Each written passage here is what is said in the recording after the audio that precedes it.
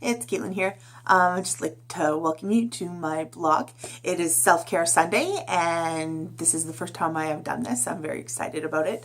But first, just a little bit about what self-care is. It is just basically the building of tiny little habits in your life, and they have positive habits, and you have to make sure you repeat them.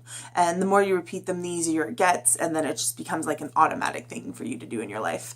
And then it will benefit yourself emotionally, physically, and mentally. For me, I happen to be off today. I had a very busy work week. So my self-care took in the place of I slept in a little bit because I was up late DJing. I also went to the gym and I hung out with my friend and we just chatted and we watched a movie, and now I'm here doing the blog, which is part of my self-care because I like to give back. So just a few little examples of what you can be doing for self-care. I'm also going to leave a link at in the description part at the bottom of this video where you can look to see where I got these ideas, and there's a whole big other list of what you can look at too as well. So for your mind, it's important. My mind is very, very busy. The medication has helped calm it down, but as well as it's the strategies that I've been following that I'm able to turn my thoughts off. So one strategy is to just unplug yourself from the world. The world is busy enough as it is. Everybody's always on their cell phone. I am guilty for that as well, but sometimes it's just good. Put it away for even half an hour. Just turn it off. Don't get on Facebook.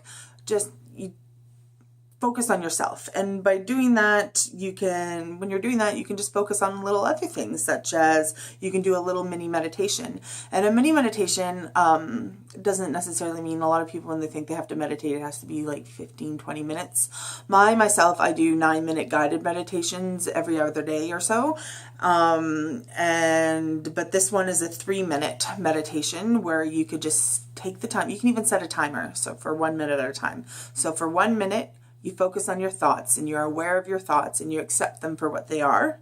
The next minute is you are aware of your breathing. So just focus on your breathing.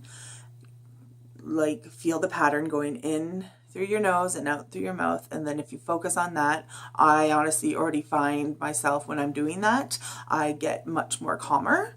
And as well as pay attention to and be aware of what's going on in your body. That is very important. If you don't pay attention to what's going on in your body, that is a big signal usually. If something's going off, your body's going to tell you what's going on. So just take couple minutes, check in what's going on with your mind, body, and soul, and things will go from there. Another thing that you can do for your mind is be mindful, which I will get into way more detail about next week. But this little thing to incorporate a small habit is to be mindful of the things that you do in your everyday life. Take, for example, eating. That was one thing I had to learn when I was in Kirkwood, is to be mindful of my eating and not just to use it as a crutch. Eating is to nourish your body so you can take on the day.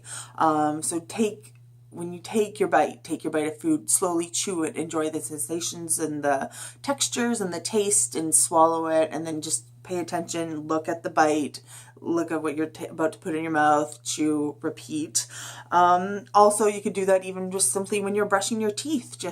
It's something that everybody does 2 or 3 times a day. You probably don't really pay attention to it, like be mindful about it, but you can just concentrate on every single tooth and all that sort of jazz. And then I find when you focus yourself on some sort of task, your mind will get a little bit calmer.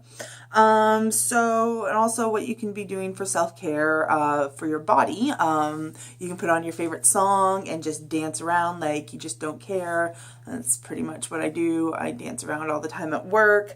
Get out, get some fresh air, soak in the sun. Sun is amazing for you. It has so many benefits. I notice when it starts to get gloomier outside, my mind does start to shift, but my mood does start to shift a little bit lower. And I think that does help happen with a lot of people in the world as well. And you can also get some physical activity, go to the gym, even go for a 15-minute walk. Also, you can stretch. So take your time, start from the head all the way down to your toes. And then with that practice, you can also incorporate the mindfulness of paying attention to your body as you're stretching. And then there's also how you can self-care with your emotions. Put yourself in your best friend's shoes. See it's very easy for us to find the negative in ourselves rather than the positives. But if you were talking to your best friend, you could say anything that you wanted to them and it would just be positive, and you're like, oh, you're the most amazing person, I love you. But put yourself in your best friend's shoes and think about what they would say about you. And that is kind of what I was talking about with my therapist this week too, because I do have issues with self-esteem, and she was just like, what would your friends say about you? And it was really hard for me to think about, even though I do have a lot of people who tell me the positive things in my life, but sometimes it is that little bit of a struggle. So it is that repeat, or not the repetition of that sort of thing. You can help somebody out, which it doesn't mean that you have to go and volunteer all of your time at something, but even just holding the door open. If you see somebody struggling with their groceries, help them put it into their car, sort of deal, like just little things like that. Another thing to help with your emotions, and I have talked about this before, is journaling.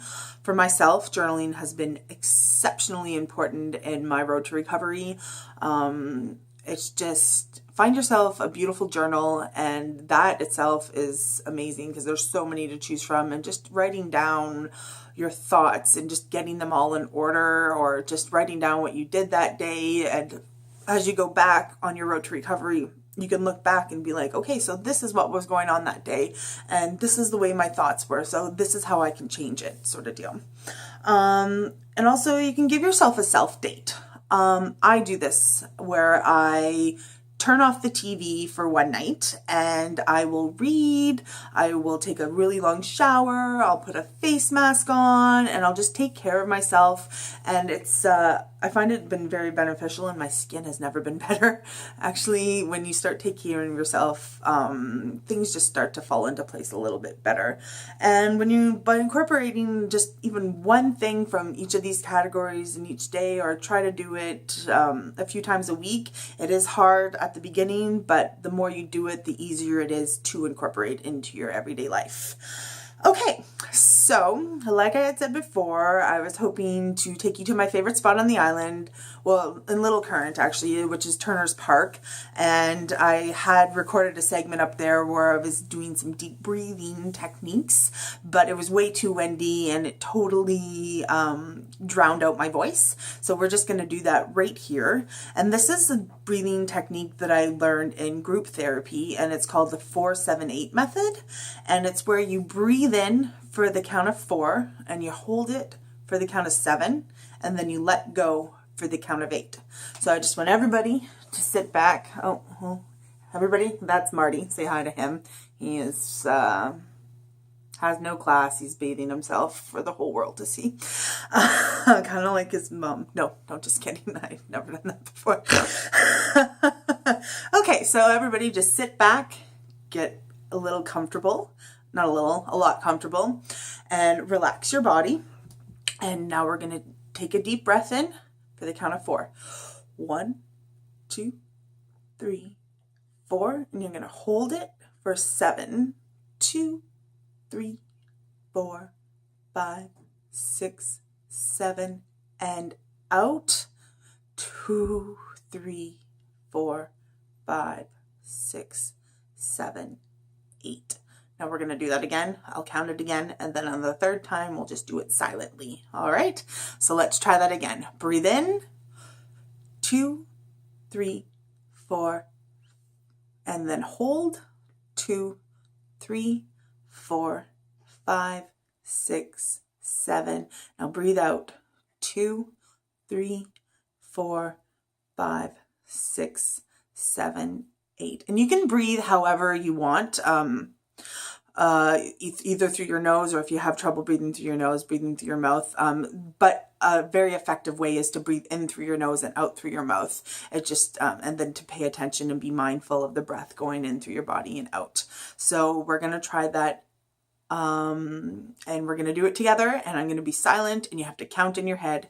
And so, yay. So let's start, guys. Breathe in.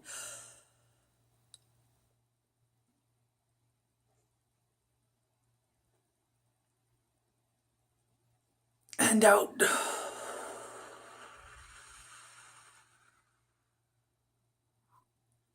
And one more time.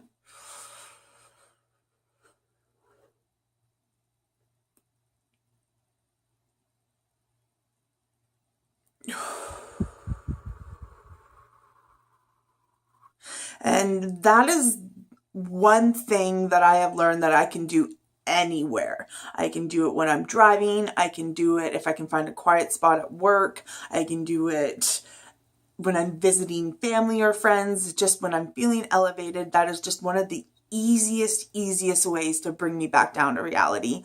And I hope it can work for you as well. So I'm going to end it here. Thanks for watching, guys. I really hope you enjoyed the first part of Self-Care Sundays. Next week, we will be talking about mindfulness and the importance of it and how to practice it in your everyday life. Until then, I hope you guys have a wonderful week. Christmas season is upon us and the holiday season as well. So I hope you guys enjoy yourselves and take care until next week. Okay, bye guys.